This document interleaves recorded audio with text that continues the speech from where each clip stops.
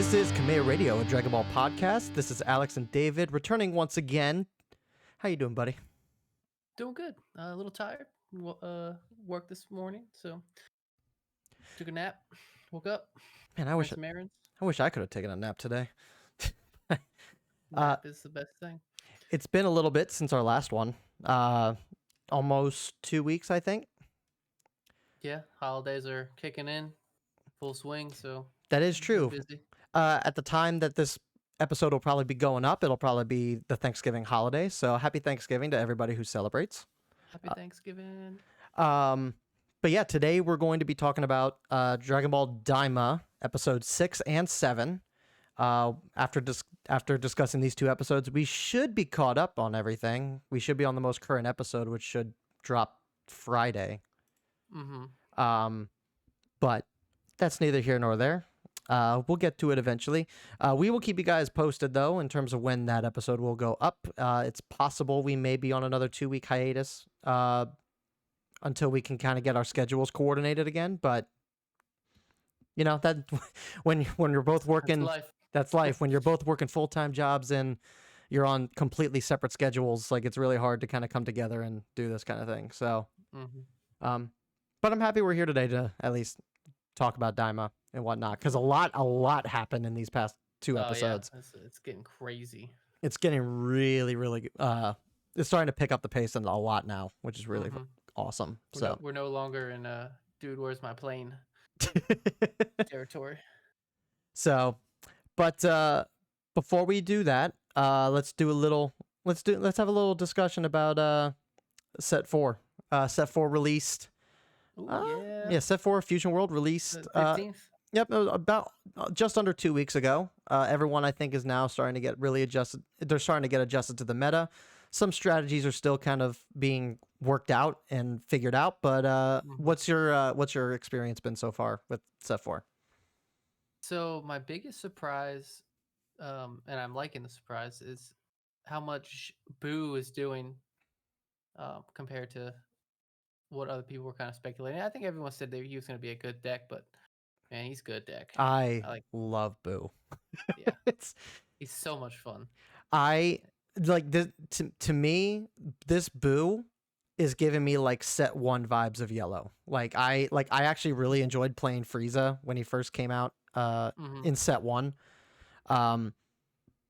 Obviously, it was a very different meta and very different playstyle in Set 1 compared to Set 4. But but that same level of enjoyment is like back in playing Boo, which I thoroughly enjoy.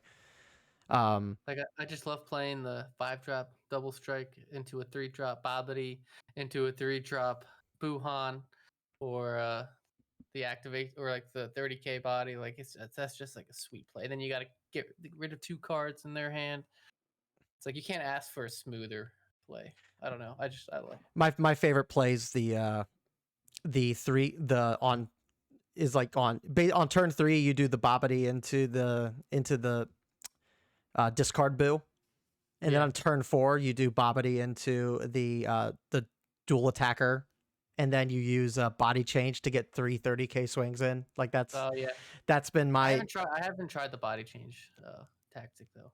That is by far, I think, my favorite play in like the entire game right now. Like, just the level of tech that goes with that play is a lot of fun. Because like if you think about it, if you do it correctly, turn 4 you're getting 5 swings in, and then depending on what your turn 5 play looks like, you're probably getting another 5 swings in, and it's like, well, what is your opponent able to do with 10 swings within 2 turns? Like it's just so much offensive pressure.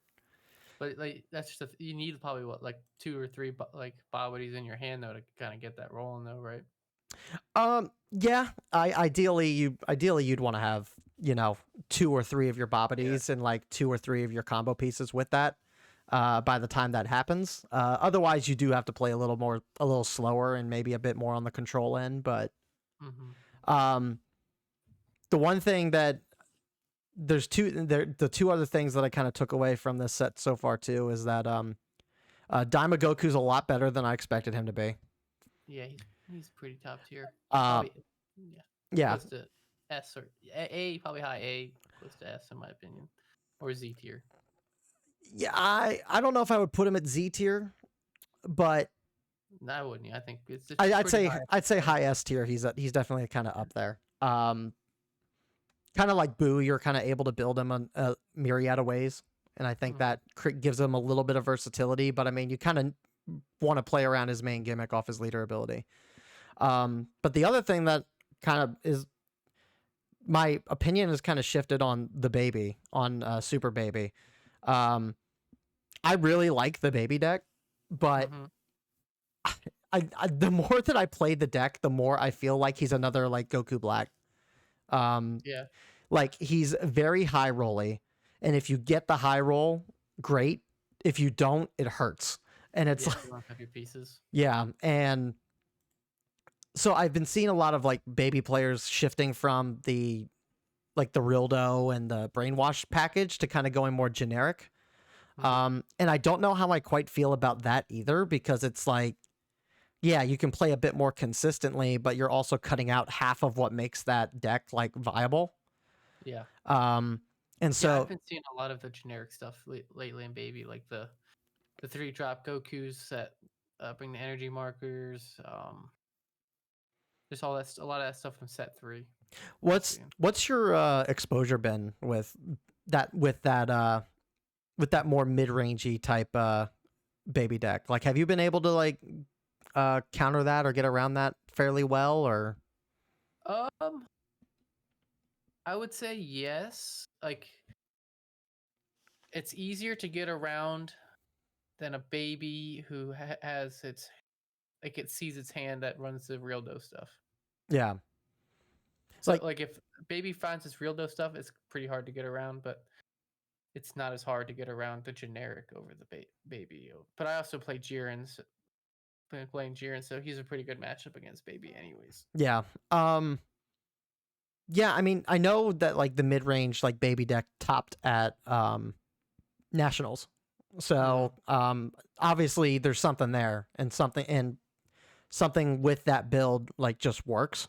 I just haven't gotten around to like really like I haven't played much into it, and I haven't really gotten around to mess with it myself. So, I was just kind of curious what your experience has kind of been with it.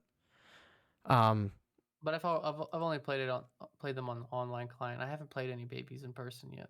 Yeah, I mean we'll see. I mean, again, baby definitely has like the ability to like top like in every single like competitive like aspect of the game. Clearly nationals shows that, but I don't know. I think like it's also I think just my luck too. Like my when I play baby, like every time I play baby, it's like, oh, I can never find my pieces, but my opponent finds all of mine. So it's like, all right, well, guess I'll lose. Guess I'll go home. But yeah, I mean the meta's been fun. I just wish UI Goku was better. Yeah, I mean, yeah, it's actually kind of funny. I want to like him a lot. Yeah, it's funny because like the answer to like baby is the exact same answer to UI Goku, and you just don't attack leader.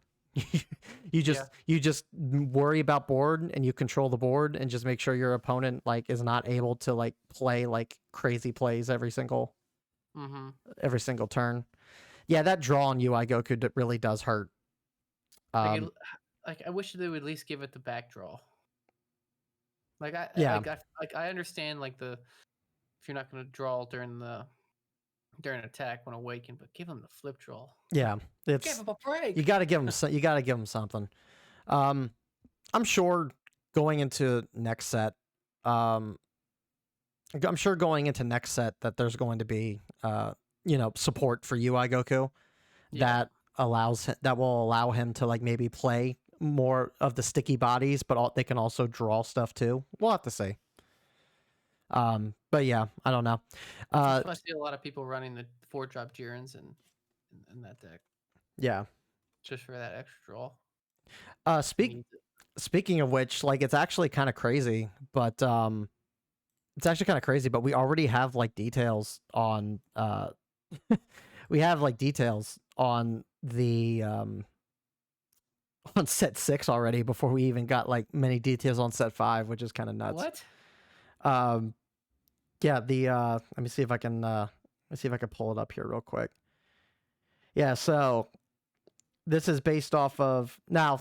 We gotta take it with a grain of salt because again, we have very little information about set 5, but we do have like information on booster box 6. This is so take it with a grain of salt, but this is coming from my buddy Watashi Dro on Twitch. He posted something over on the Reddit. We'll kind of break down real quickly like what all is coming with coming with set 6. But again, we gotta take it with a grain of salt because we know next to nothing about set 5. So yep, so in terms of set 6, what we do know is the first thing is that it's going to be focused around 2 popular episodes that have yet to have a leader card appear in the lineup. 2 episodes. The Booster 06 will feature the first appearance of fans' long-awaited characters as leader cards. So let me see. So 2 popular episodes that have yet to have a leader card. So in terms of what we've seen in terms of episodes, we've seen not movies. Yeah, it'd be episodes. So we've practically seen everything in Z. Mm-hmm. We've seen nothing from OG Dragon Ball. We've seen a lot of Tournament of Power stuff, but we haven't seen, and we've seen some Fusamasu stuff. But we've not seen well, no, we've seen Resurrection F stuff too. Yep. And we have Beerus. So in terms of what we haven't seen, we have OG Dragon Ball. We have the Universe 6 tournament. Yeah. However, this could also be a mistranslation issue too, because like what's hype in OG Dragon? The only thing that I could see that's hype in OG Dragon Ball would be the 23rd World Martial Arts Tournament or the Demon King Piccolo stuff. I just don't see that doing that well. I don't know, but I mean it is the set after anniversary, so maybe they could like go down on a lull, if that makes sense. Like. I wonder if it's a translation issue with episodes meaning movies. Because if you think about it, the 2 movies we haven't really seen would have been Superhero and the Broly. It would be Broly. Yep, it would be Super Broly, and it would be Superhero. You would, in terms of Z movies, you got so much to go off of. You have oh my gosh. You have Janemba. Yep. Return of Cooler. Yep. The return of Cooler. We already got Cooler, but I mean this Cooler's borked, so let's get a meta Cooler later. But they also said that like if they also said it will feature the first appearance of fans' long-awaited characters as leader cards, and to me that comes off as fusions. So yeah. Like we don't have fusions yet, so fusions could be interesting. Which they could go back into Majin Buu Saga. We could get Super Vegito. And then does Masters have fused leaders? Yeah, they do. So, but who knows? There's a lot to unpack with that. It could be anything really. I'm hoping for some Beast Gohan. Beast Gohan would be really cool. The second point of discussion is that many characters from Dragon Ball Daima make their first appearance in Fusion World. There are more than 10 Dragon Ball Daima characters in Set 6 that will be included in Fusion World for the first time. Some characters will appear as SRs and alternate SRs. So, I mean, where we're at with Daima, which we'll get into the Daima discussion in a little bit here, but I mean, what all has been announced now? We could probably see more of more Goma. We could see Degasu and Arinsu. Pansy. We could see Pansy. We can see Glorio. We can see, but they also said make their first many characters, more than 10 characters appear for the first time. And probably we gotta think too, set 6 is gonna come out in May. So by that point, Daima will already be done at that point. Yeah. So probably part of the two popular episodes could be Daima related too. For all we know, because Daima's not finished yet. So yeah. Sure, we'll see some of the Tamagami stuff in there. Yeah, the Tamagamis might make an appearance. We might see some. We might see like the actual bad guy of the whole thing, but we'll have to see with that. Then they said. Excuse me. Then he said, there's going to be 123 cards in the set. So I think that's a bit on the smaller end. Sorry. Yeah, bless you. That might be that seems like a bit on the smaller end in terms of a booster box, like 123 cards. Like that seems like a set 2 kind of release. Honestly, I'm not too mad about that because that's more chance to get other cards you want. Yeah, versus a lot of fodder. Yep, 3 will be reprints. 3 will be reprints, and they mention like that includes super combos from set 5. So the reprints are going to be from set 5. I'm trying to think like what the alternate are, what the super combos are for set. Well, we don't know what the set 5 alternate arts are, so or the super combos are. We'll see. What else? Was there anything else that was there? We will get another starter deck. We're getting a starter deck every set now. I think so. As far as we know, there's no starter deck coming with set 5. Okay. As far as we know, and but they do say that Yellow will be getting its second starter deck. With set 6, and it'll be the first Yellow starter deck since set 1. Yeah, there have been 7 different starter decks so far, and the 8th type is the first Yellow starter deck since Frieza. And then set 6 will have stuff that enhances that starter deck. And then they said many new characters from Daima are included. The starter deck 8's leader card is the starter deck 8, so that's the Yellow starter deck. The starter deck 08's leader card is Vegeta with different color and skills from the previous set 7 one. So it's another Vegeta for Yellow. And they're saying it's a different color than the set 7. So it's not blue.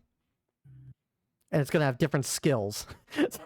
Something tells me that they realized like they messed up with Daima Vegeta. that sounds like an omission of guilt. Or admission. I actually lost. I actually lost to Daima Vegeta. No. Did I? No, you didn't. You went undefeated, no, right? I won. Yeah. Yeah. Well, we after the Daima event, we did our regular locals, and I lost to Daima Goku. Ah, okay, yeah. And then all 16 cards are related to Daima, so it's probably the Yellow starter deck is probably going to be another Daima Vegeta. And probably him going into like Super Saiyan or something like that.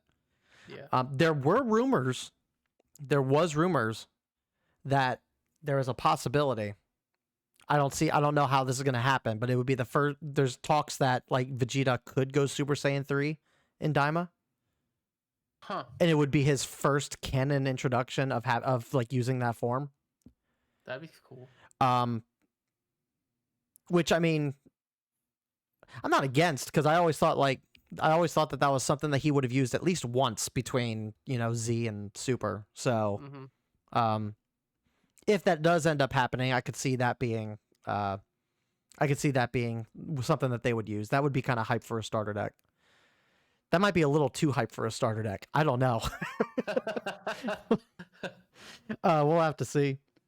Then the last bit of information on that is there's going to be 1 bonus pack per set. Some common cards included in Starter Deck 8 have been upgraded to a hologram alt art card and attached as a bonus pack per deck. So it looks like that starter deck is not going to be doing what the starter decks did this set. And they're going back to what the original starter decks did, where you just get a full art of one of the cards in the starter. So that's a little disappointing. I kind of like the extra booster pack in the starter, but I feel like they just like to do things randomly for one set and then not do it ever again for other sets. Like the client for set 3 when you were like, hey, here's a bunch of packs for this. Oh yeah, 50 free packs of varying amounts.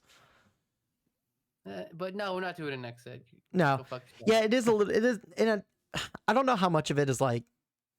I don't know how much of it is Bandai like testing the waters, seeing like what works, what doesn't work. I don't know if like with the shift in the starter decks and how they're approaching that going into this 8th starter deck. I don't know if it's them kind of seeing them adding like a full pack in the starter deck and being like, oh, we're putting too much money into the starter decks. Yeah. Because I mean, if you think about it, like a starter deck's going for like $15, right? At around market value. And then you're adding like an extra like $4 worth of value, $5 worth of value into that by including a free pack, and you're technically charging it under market value for the 2. So like I can see why they would maybe want to step away from that, but I mean, hey man, the free pack from a starter deck, like what better way to get people hooked on your game than to give them a free chance at something cool, you know? Yeah. Like, I agree. Like I'm certain there's some people that got one of the new starter decks and they pulled the God Rare from the starter deck.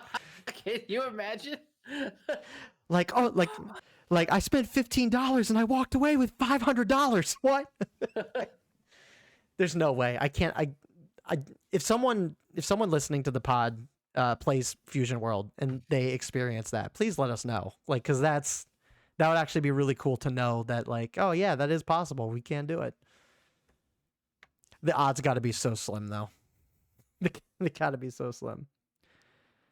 But yeah, that's more or less all the information on Fusion World we kind of have. It's like, again, it's weird that we're getting information on set 6 before we're getting information on the anniversary. Yeah. But I mean, I guess we're here for it. It's actually kind of cool that like we're getting like that much information this far ahead in advance. Or maybe they're just holding set 5 super close to their hands right now. It's gonna be big. What do you think's gonna happen? What do you think's gonna happen with set 5, with the anniversary set? I want to believe that like Fusions is gonna be the like if set 6 is gonna be very Daima focused, which doesn't surprise me. I would imagine that Fusions are gonna come in anniversary before anything else. Yeah. I can see that, or I don't know. I just really want Beast Gohan. Yeah, Beast Gohan's gonna be so hype. But all right, well, with that said, we've done a lot of Fusion World talk already, but let's get into Daima and kind of get ourselves back on track here. So, all right, so episode 6 came out 2 weeks ago, and then last week was episode 7. So when we last left off, they met Pansy for the first time. They got to meet the king that's summoned for Goku, and found out that Pansy is obviously royalty. Goku got to show off his strength. We got to see a flicker of Goku going Super Saiyan in that moment for the first time in the show, so that was pretty cool. And then as they were getting ready to leave, their ship started breaking down mid-flight, and that's where we go into episode 6. So they end up crash landing again. And it's due to the large amount of luggage that Pansy brought on board with them was the reason why the ship failed. It was just too much weight. So she's repairing the ship, and Goku decides to go behind a bush to relieve himself. Yeah, relieve himself. You know what's funny? It's like when in the like the subtitles, it actually says, "Oh, what I can't. I think it might have been 6 or 7, but when he was talking about that, he goes, "Oh yeah, I was taking a dump." Yeah. Like that's what the subtitles said. I was like, "Jeez." Yeah, we're like That's real. funny. We're really like homing in on the OG Dragon Ball humor in this series. Like we're like a lot of potty humor and like it's kind of weird because it's almost like Dr. Slump level of like potty humor. Yeah. Like Arale like poking people with poop on a stick like type of humor. Like it's it's very Toriyama. But yeah, so he's going off to do that.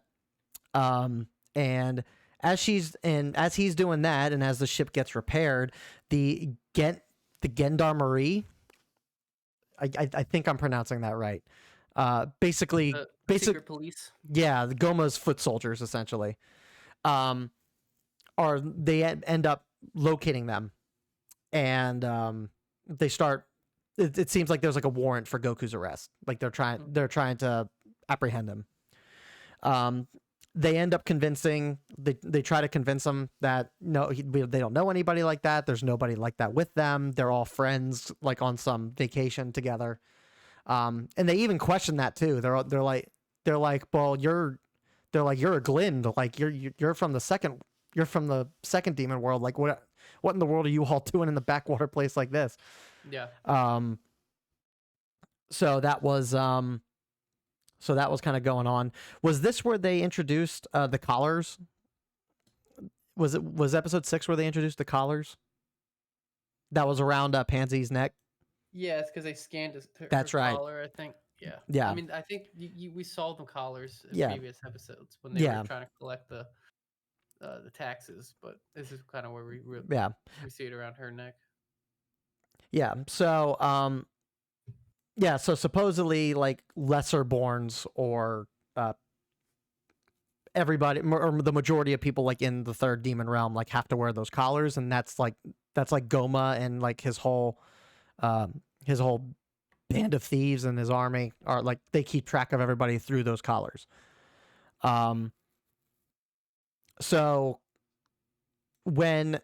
They basically repair the ship and they leave some of the luggage behind because it's too much. It's weighing down the ship. On the way to their destination, which they're trying to get to the Tamagami that has the 3-star Dragon Ball. Yeah. Shin explains that Degasu and Dr. Arinsu are his siblings. And they were asking him questions along the lines of like, they were asking like why their siblings decided to stay with, why they decided to stay with like in the demon realm when the rest of the Glint kind of went to the outside world. And he was saying that it was due to like their ambitions, like they were too ambitious in their ideals to will themselves to leave where they're at. Well, from what I understood, also, I think all the Glint are siblings, like from what Shin was saying. Yeah, because we learned this episode that they which something that I think was made in this was made in the canon, but they're all born from like these trees. Yeah, these 5 other trees or whatever. Yeah, 5 trees. Yeah, so they're all like, and I love that like there was a flashback scene to like the baby Glints like just hanging off of the tree like fruit. Yeah. And they like pluck them. And then there was like some conversation too about how like they don't go by off of like specific like a gender or whatever, like yeah. They're all just plants. Yeah, like that, like they don't. There's trees. But it's interesting because yeah, they don't have they don't like use like word association like gender or stuff for their race, but they still like refer to themselves as like a guy or a girl, which is and they have like the autonomy of like a guy and a girl and stuff too. So I thought that was like kind of interesting. Like there's like a whole like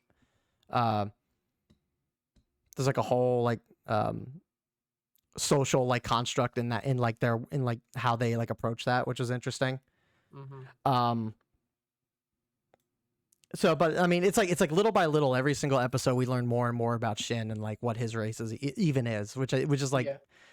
like that's what I find fascinating so far with the series. Is just it's like we're learning more and more about Shin and like his race, with each passing like episode. We've learned more about Shin in these past 7 episodes than we ever did in the Majin Buu saga. all we learned that he had a smug smile the whole time. Yeah. Boo saga. Yeah. So, it starts getting late, so they end up deciding to decide to camp out. And we now find out that Glorio was to what extent we're not entirely sure, but Glorio is in contact with Dr. Harinsu. And he works for her. To what end and what degree we aren't 100% sure on. And why do they want Goku? Yeah, like they specifically are looking. They're specifically looking to use Goku, for something. And I watched which after we finish getting through the episode, I'll give you a theory that I saw someone talk about on YouTube. I watched that video. Oh yeah. But yeah. So, and obviously, like Shin wasn't fully asleep when he was able to overhear the conversation. So Shin knows that Glorio is up to something at this point. Like it's pretty much confirmed that he's not who he claims he is. So yeah. So then, in the I think it was like in the midst of the night, a Minotaur comes out from the cave, and attacks them with the intention of eating them. And the Minotaur design was really cool, I thought. I liked it a lot, yeah. It kind of reminded me, there was a video game that Toriyama did like concept art for. Or he did like the illustrations and stuff for the game, but it was for the 360 called Blue Dragon. That sounds familiar. Yeah. It was like an RPG game, and like they had like all the main characters had like these like shadow creatures. They had like these shadow creatures that they used in combat. And I remember one of the characters, I think it was a female character, had a Minotaur as like her like shadow puppet. And it. Oh, okay, yeah. Yeah. I know what you're talking about. Yeah. And like try to see if you can look up a Blue Dragon like Minotaur. And you tell me that doesn't look exactly like it's the exact same like design.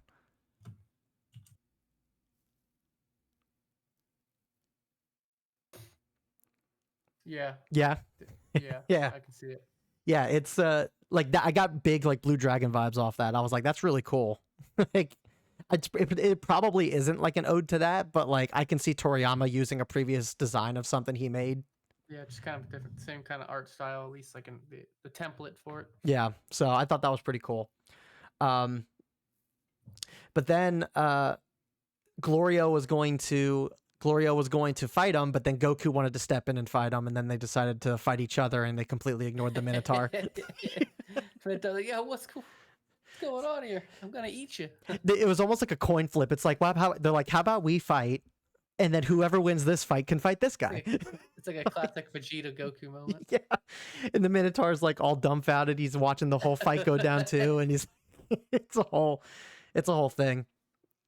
I see that infamous scene in when he goes Super Saiyan, when then Glorio uses his we see what Sith, Sith lightning power. his Lord his Emperor Palpatine like lightning from his fingers. Yeah, it was a really cool fight.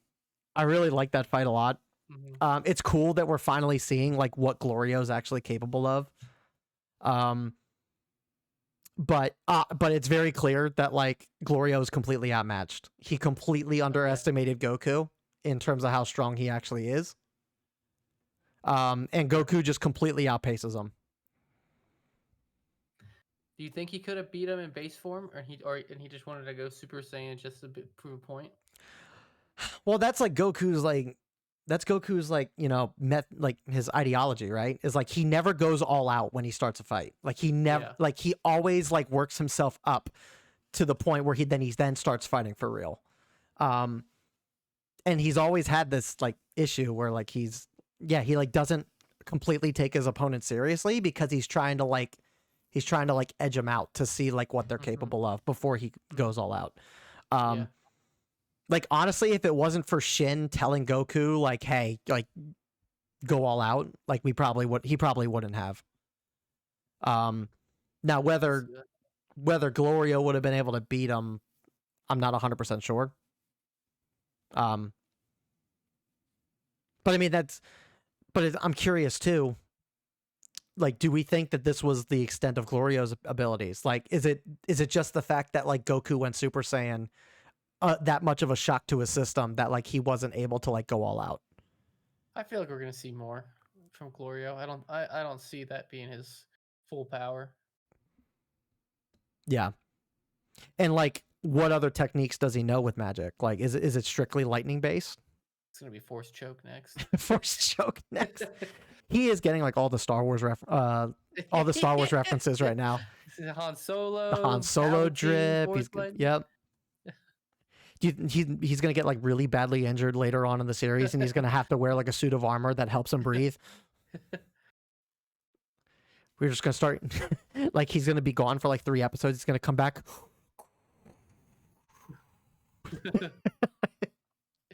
It's Glorio. Goku. You killed my friend. No, Goku. I am your friend. No. So yeah, Glorio does a bunch of lightning attacks. Goku goes Super Saiyan for the first time, and that looked amazing animated. Like that was really cool to see. And the one thing that I was actually happy about with that fight scene was the fact that a lot of the stuff that we saw in like the initial trailer for Daima like was in that episode. Yeah, like where he like pretty much puts his hand out. And he like pierces the lightning with his hand. Yeah. But like that, like the Minotaur was also I think in the opening trailer too. Him turning Super Saiyan like was part of the trailer. Yeah, there was a lot of like trailer stuff from there. So it's like now with everything that we've seen so far, like outside of I think a couple fight scenes with like Piccolo and Vegeta, I think we pretty much saw everything that's in the trailer. So now like going into like the rest of the series, like it's all going to be fresh for the most part, which I think is pretty cool. So yeah, then Glorio surrenders. And then obviously the Minotaur opts to not fight because he saw how strong Goku was. I got some extra food. He pulled a Hercule. He did. They should be friends. Yeah, he's like, he was like, "Oh, I'm not really hungry anymore." He was like holding his stomach. And then we pan back to Earth, and Bulma finishes repairing Shin's ship. Vegeta, Piccolo, and Kibito attempt to go to the Demon Realm, but then the ship powers down and crashes after a little bit, and that's where the episode kind of ended. Yep. So, what'd you think of the episode overall?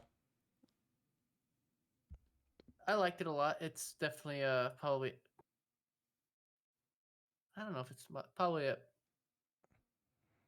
I think it was the best episode. I think it was the best episode to date. So, yeah. I think not to get ahead of ourselves, but I think then this week's episode is going to be really good. Oh yeah, this week's episode I think is going to be the penultimate episode until that gets outbeat probably. But yeah, I mean, animation was good, voice acting was good, all the like just the episode as a whole, like all the lore dumping and stuff, like there was a lot to take with this episode. So I was actually like very happy with that with episode 6. I would probably give it a 9. Yeah. I'd say it's up there. I would say it was up there. Yep. So then going in straight into episode 7 then we meet up back with Bulma. Episode's called Collar. We meet back up with Bulma, and she realizes that the ship is out of the fuel that the ship is powered by, and you can only be obtained in the Demon Realm. Yeah, it's like a certain element or something that they use. and she was like physically like upset that like she spent like all that time and like it wasn't Vegeta able to was get it not work. grateful. Yeah, Vegeta was sitting there like, well, can't you use like earth element like elements found on Earth to like craft like a different type of fuel? Which to me kind of is like a little bit of a callback to like the Future Trunks arc, where like where like Bulma was making like that fuel to like go back in time with the time machine. I thought that was kind of cool. But like, is this the first time we've ever seen like Bulma actually like fail at being like the super genius she is? Like, I think it was a nice change of pace for her, honestly. Yeah, it's a good humbling moment because I don't think I've ever seen her fail either. Like, I know, like, I'm trying to think. I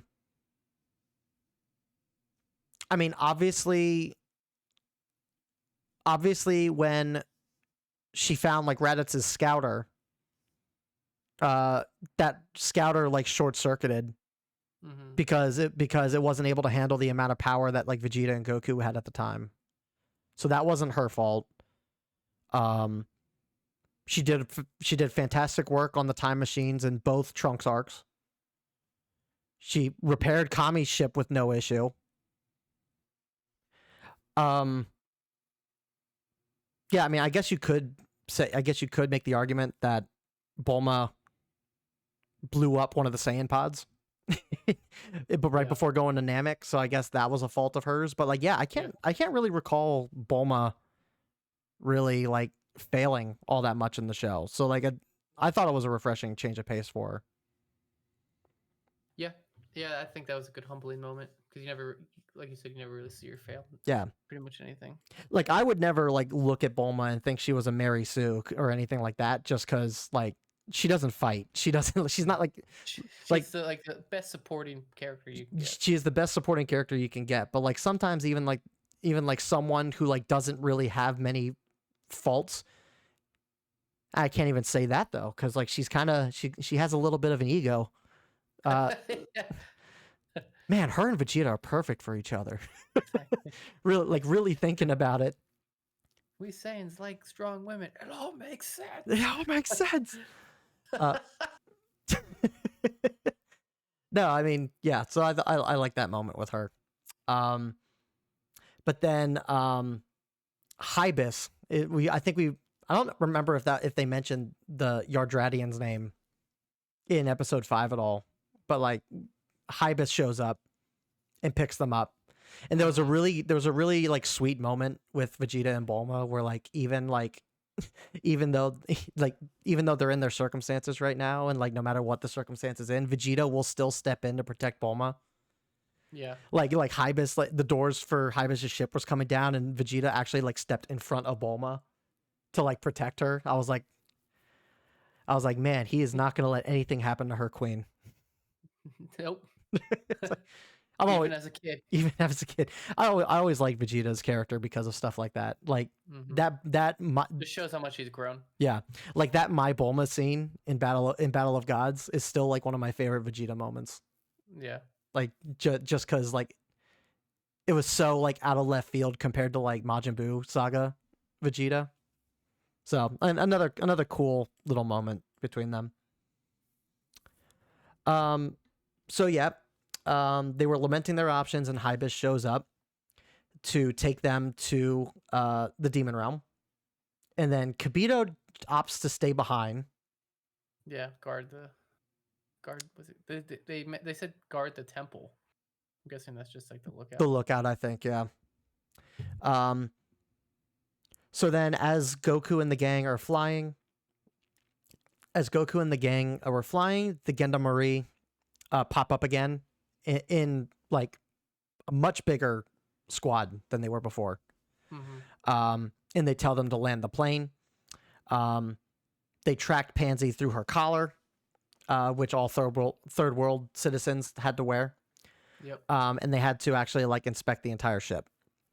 So there was this really like tense moment where like Goku was still on the ship, and he couldn't leave with them with the rest of the gang. And and this was a moment where like I actually had a little bit of a brain fart because I was actually watching that part and I was like, I'm like, how is Goku gonna get out of this? Yeah, like, I thought like, that too. like, how is Goku getting out of this? Like, he's not gonna be able to like hide. There's nothing in that ship that he can hide in. And then he instant transmissions behind everybody, and I was like, Yeah. man, that's like one of his key like signature moves. Like, how in the world did I forget that? So yeah, but so Also, yeah, I think after that, like that, they then get into a fight with them, right? yeah, the guards mentioned that there was a person at the town that they were at in episode 4 Yeah. that that disrupted the tax collectors, and they suspect that she was that person, so they were about to apprehend her. And that was when Glorio and Shin step in to fight. And it's the first time we see Shin fight. And Yeah. I was actually really excited because he does fight like Zamasu. Does he? Did we not see him fight in the Boo saga, like in the flashbacks when they were just fighting Boo? Like, I don't Boo. recall. There might have been like a scene where he did like a little fighting, but I also like kind of remember like in that scene, like he was kind of worn out in that fight, and like the Grand Supreme Kai like stepped in the fight. Yeah. I think this was the first actual time we see Shin fight though. Like full on fight. Zamasu vibes. Yeah, like he was doing like the whole open palm like fighting. Yeah. Like he did a lot of like chops to like the neck and stuff like that.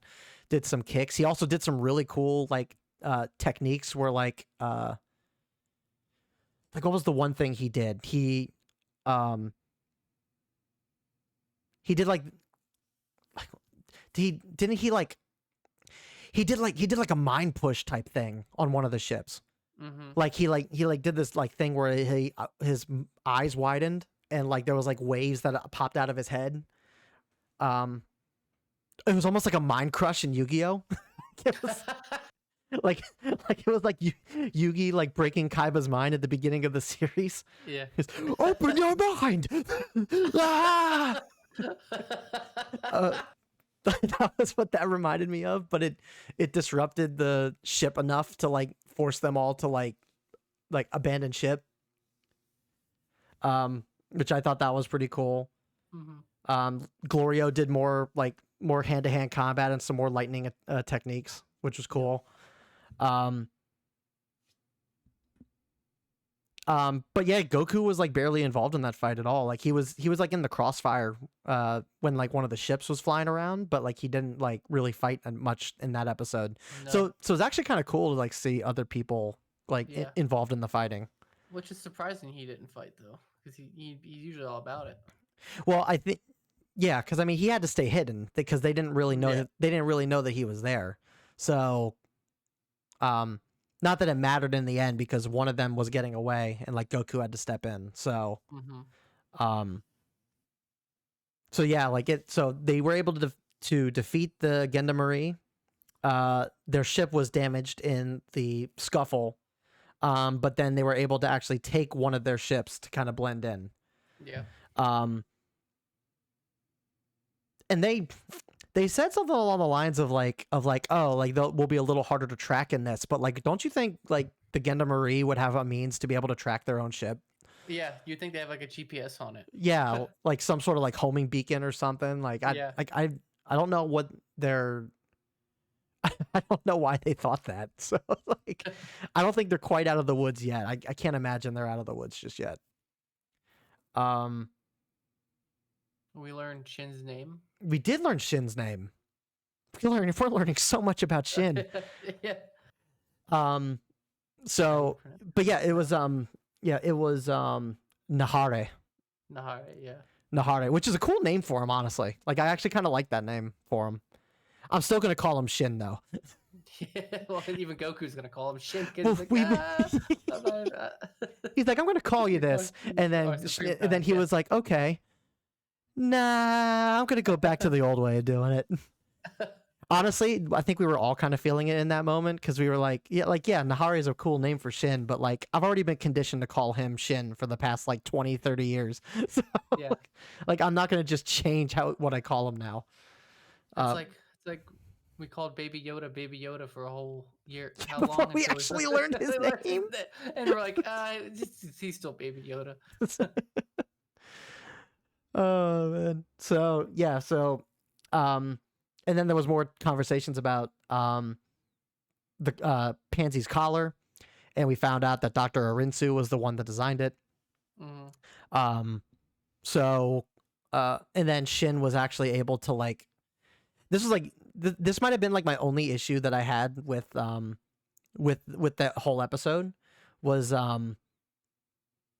like, yeah, Shin was like, oh well, let me take care of that for you, and Pansy was like shocked, and then he broke the collar using like a certain magic, which was cool, and I sat there and thought I was like, oh, this is something unique to Shin, like this is like we're seeing more of Shin kind of like develop, which is really cool. Yeah. And then Pansy was like, oh, is that something that only Glint are able to do? And he's like, no, anyone can learn it. And I'm like, and they're like, oh, we're gonna have to teach everybody here so everyone could be free of the collars, and it's like it would have been kind of cool if that was like just to Shin, but I mean, I guess at some point when the series ends, all the collars kind of have to be destroyed, so might as well teach everybody.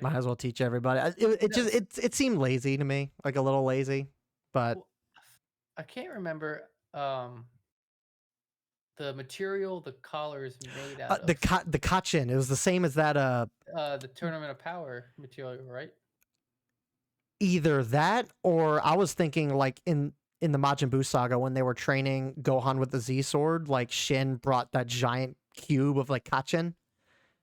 Yeah. And he threw it, and they were playing baseball with the cube. Let's see what the material is here. Yeah, I think it was like kachinite or something like that.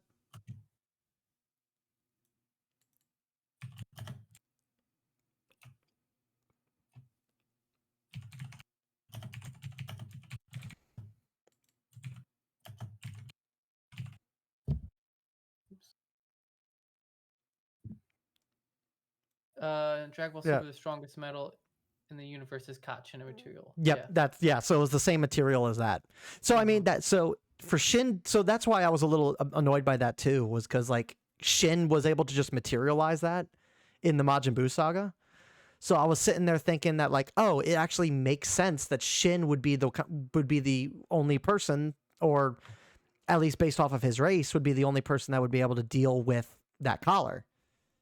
And only for us to find out that you're like, oh, anyone can do it. So it's just, it was like, that was a really cool plot element that felt like it was kind of just undermined by the fact that like we decided to like just delve into that lore just a little too much. We gave it a little too much background. So, yep. So then Hybis arrives or into the demon realm with the rest of the gang, and King Kadan tells Hybis to just go meet up with Goku. So probably by the end of next episode, all the gang will be together, which will be pretty cool. Yeah, I'm excited to see Vegeta fight. Yeah, I'm excited to see more of Piccolo and Vegeta, honestly. And so they arrive at the town where the third Tamagami is. They go and arrive there. Goku's hungry, so he gets more food. He goes to the bathroom again. That's probably like the third or fourth bathroom break he's had in the 7 episodes we've gotten. He's eaten 4 times, and he's gone to the bathroom about 3 or 4 times. So he's consistent. He's been same body for you. Yeah. Especially a growing kid. Growing boy. So one of the locals in Pansy were trying to dissuade Goku from fighting it because every other challenger that fought the Tamagami lost before, but he's just like, no, I'll fight it. And that was where they kind of ended. He walks up to him and he's like, hey, are you the Tamagami guy? And he's like, what do you want? just starts freaking out. Which, give it to the Tamagami, he takes his job very seriously. and then the episode ended where they kind of squared off. Yep. So I knew it was gonna end there, and I was so mad because I wanted to keep. I wanted to at least see like the start of the fight. Yeah. Like I was fine with a cliffhanger, but like I wanted to see like at least the fight start. But no, we gotta wait one more episode. Gotta wait. So, but yeah, I mean, I like this episode too. I didn't like it as much as episode 6, I think. Oh no. But there was some cool moments. A lot more lore dumping. I'd probably give it 7.5. I don't think I can quite give it an 8 because I don't think it was that good of an episode, but I can't justify it being less than a 7 either. So not filler, but it's just like a progression. Yeah, it's just more episode. Yeah, more progression. I can't hate on it too much. I did have a couple talking points before we wrap up today's episode though. There was a joke. I can't remember if it was in episode 6 or in episode 7. But there was a moment where they were flying in the ship and Pansy was talking with, and Goku was making like was cracking some jokes, or he was being very childish, like with like the bathroom talk or something. And Pansy was like, I can't believe like you're grown up. He's like, how in the world did you raise kids? And Goku was like, I wasn't even really there.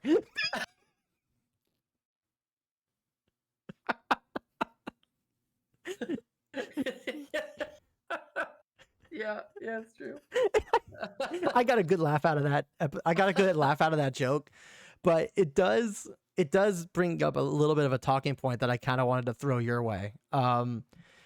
There's always been like this big discussion that Goku is a terrible father, and obviously the joke that they put in there, I think, was an acknowledgement of that discussion that the fan base kind of tends to have. But do you think that Goku is a bad father? Like, what's your stance on that?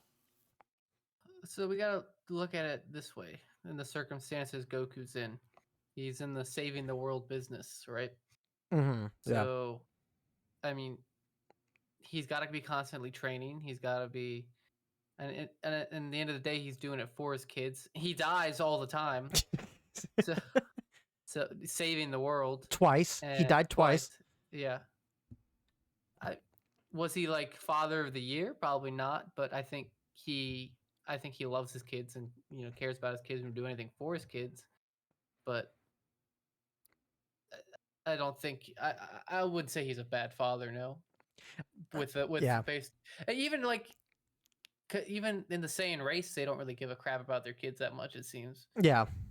So I think, but within Saiyan standards, I think he's probably a great father. Yeah. I think people like tend to forget that like when it comes to like shows like this, it's very hard for us we can't really allow ourselves to put in like real world problems into like shows like this. The conditions for a bad father here in the real world versus the conditions of a bad father in a fictional world are very, very different. Now, if Goku, I agree. I'm with you, on this point. Like if Goku was like he was a standard human in the world of Dragon Ball, like sure, I think you could say that. Yeah, he's a bad father. He's terrible. But that's if he was human. Yeah. Like the normal humanity in Dragon Ball like is basically the same as us. Like we go about our lives day to day. We wake up, we eat, we go to work, we come home, we prep dinner. Mm-hmm. We take care of any like menial tasks that we got to do throughout the day, shopping, filling up our car with gas, all that stuff. But yeah, like I mean Goku, like he's not human. He is Saiyan. Yeah, he was raised by humans. But like at the same time, like he didn't really have a standard childhood. Yeah. He didn't really have like the best social skills because he was a bit of a country bumpkin living with Grandpa Gohan. And like I think it like the joke made in whatever episode that joke was made in kind of highlights the fact that like he when his kids were born and around, like yeah, he wasn't really around. Like he was with Gohan for the first 4 years of his life, or so before Raditz showed up. And then he died saving Gohan. So there was a year that he missed with Gohan because he was in Otherworld. And then when he finally showed up and saw Gohan again, he told Gohan to scram because like he didn't want him getting involved in the fight with Vegeta. Yeah. So like yeah, they fought side by side for like a day. And then obviously they had like some time in the hospital together, sure, but then Gohan went right off to Namek and Goku was still stuck like in the hospital for what, like a week or two? Yeah. Like it took them, I forget how long it took them to get to Namek, but there was a good amount of time by the time Gohan left the hospital to the time Goku got to Namek. And then, yeah, he saved Gohan and them against the Ginyu Force, but then he got his ass beat by the Ginyu Force again, so he went into the chamber, the healing pod, while they fought Frieza. And then he showed up, fought Frieza. Like, he maybe had all of, like, maybe 30 minutes with Gohan on Namek. Yeah. Like, all of 30 minutes. And then he beat Frieza, but he didn't go home right away. He lost course and landed on Yardrat. Was that for about a year? He was there for about a year. And then he trained with Gohan when he got back to Earth. And that was for 3 years. He got a good 3 years. Plus the hyperbolic time chamber. And the year. Yeah, and the year in the hyperbolic time chamber. But then obviously there was like weeks that went by when Goku had the heart virus too.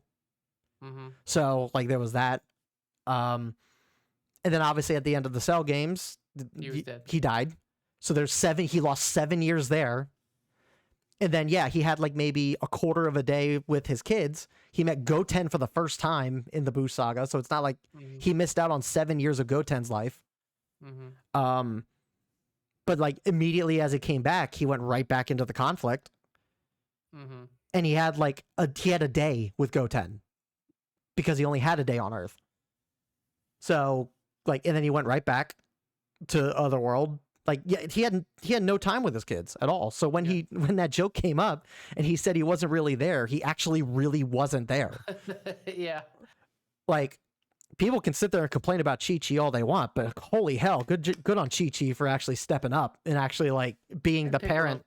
Piccolo did his part too. Piccolo probably in the time skip to the Majin Buu saga, he was probably around with Gohan and Goten a lot. So, but yeah, I think a lot of people are really harsh on Goku. I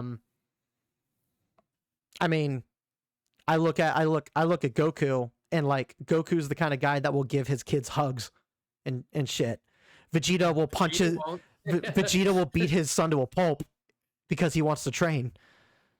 Well, like even I was just watching the Broly movie recently again, and what's Bardock's wife's name? Or Goku's mom? Gine, yeah. So like when Bardock came back to Planet Vegeta, he asked Gine something about Kakarot. She's like, oh, it's not like a Saiyan to care about your children. Yeah. So well, even then, like in that scene too, like they hugged. Yeah. Or not, maybe not really like hugged. Like they were holding each other's waist, so it was kind of it was still like an endearing moment for Saiyans, I guess. But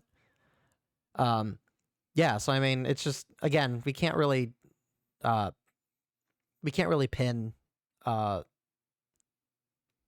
real life stuff into like an anime. Yeah. Like the laws of physics don't apply the same. So no. Parenting is not the same with the Saiyan. Yeah. And then last talking point, where do you we watched, there's a video that I think everybody that's listening in should go watch on YouTube. It's a guy named Totally Not Mark. He I don't entirely know his credentials, but he's got some sort of degree in like literary like deconstruction and analysis and stuff like that.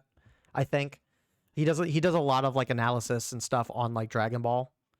And he put out a video recently about how he's like kind of predicting Daima's gonna go. Where do you see Daima kind of going? after watching that video, honestly, I had no idea. I have no idea where it's gonna go. Yeah. I'm kind of, and I don't mind being in that state because I like to be surprised. And I like Yeah. part of me tries not to really dig that deep into it, like, and just be like, oh, I think it's gonna go here. It's gonna go here because like I like to surprise. I don't. I like to be like, what? Like go into an episode being, you know, not having my hopes smashed if it's gonna be, um, like I can't really say that 100% because I'll be like, I think this is gonna happen. This is gonna happen. Like maybe in like episode to episode, but like trying to predict the end game, like I don't. I try to stay away from that a little bit, just to leave some of the mystery involved. Yeah. But that's kind of just me. I still am like my desperate plea is that like this is still going to end up with like Janemba being the final boss. Like somehow Yeah. like Janemba's going to become canon in this. Like that's I'd my like to see that. that's my cope for this series. Like it's like I'm coping really hard thinking that that's actually going to happen. And it probably won't, but one can hope. Would be really Well, I cool. think like everyone's like sharing around that Vegito, Daima Vegito thing that's been going around. Yeah. I guess that was kind of came out as fake, but I think everyone's hoping Vegito comes back. Yeah, Vegito would be interesting to see. Gogeta would be interesting to see. I don't think Gogeta will happen because they only did it for the first time in the Broly movie, so that probably won't be what we see. A new fusion would be cool to see. I did like totally not Mark's idea that it was Dr. Arinsu that asked Glorio to bring Goku there, and like she was there, or she did make trips to Earth, which we know. We know that she probably saw like Goku like using the there was the theory he had that like potentially like she wants to use Goku because of the spirit bomb. She wants to build energy. Yeah. And how like the spirit bombs like the fact that it's like a giant sphere of blue, and like you look at like the life essence being drained from all the demons there is also like blue spheres of energy. And like there's like a correlation between the life essence of the demons and the spirit bomb to an extent. So like I kind of like the idea that he had that like, oh yeah, like Arinsu wants to have Goku's like build up energy with a spirit bomb or something so that she can steal it to use it for something nefarious. Whatever that might be. And I might be wrong on this, but kind of going back to the point where she's been to Earth. She's definitely been to Universe 7 if she made all those collars, because Kachin is, I think, only in Universe 7, because I remember the Grand Priest in the Tournament of Power, he goes, when he was talking about how the field was being made, is like, oh, it's made out of Kachin from Universe 7. I think it's only exclusively to Universe 7, so I think because if she made all those collars, then she's obviously been to Universe 7, and then probably your Earth.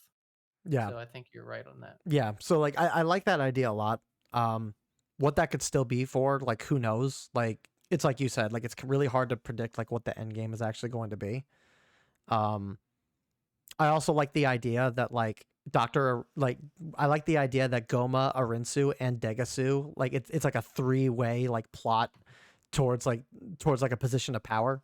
Yeah. Like I do like that theory as well. Is like oh yeah, like they're all in it for their own personal gain, but it's like okay, it's like who's really gonna who's really gonna come out on top in that scuffle. So I also like that idea too. But I mean, yeah, it's still really early for us to really know what's going on with we're it. not even halfway through yet. I still like the idea that like Arinsu and Glorio are like the new Toa and Mira of Dragon Ball. Like they're basically like the canon versions of those characters, and like we're gonna get some semblance of those characters in the series too. Like I like that idea that's been going around. I'm just having so much fun like theory crafting like what's happening in this show. Like it's been a lot of fun like actually sitting and like seeing it go down. I think the fan base and the viewer base is like turning themselves around in terms of how they view Daima. Yeah. I don't think there's a single person that's complaining about Daima anymore, except for people that only know it by name and like haven't actually sat down to watch it. I'm sure like if everybody sat down and watched it, I don't think there'd be a single person that's saying that the show's bad in any way. Yeah, I haven't seen much hate anymore on it. It's kind of just all been pretty positive. Which is great because I mean, you know, like there were a lot of complaints with Super, so and I like Super, but like I can definitely say that like it wasn't a perfect show.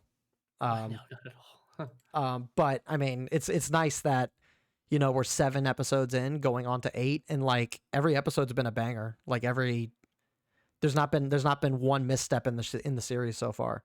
So the amount of time they took to like make this show, like I think really did help the show kind of stand out. Yeah, I think that's all we got in terms of Dragon Ball Daima. We're now officially caught up. Any final thoughts or statements you want to make before we wrap things up? Do we want to talk about our next guest, or do we want to keep it a surprise?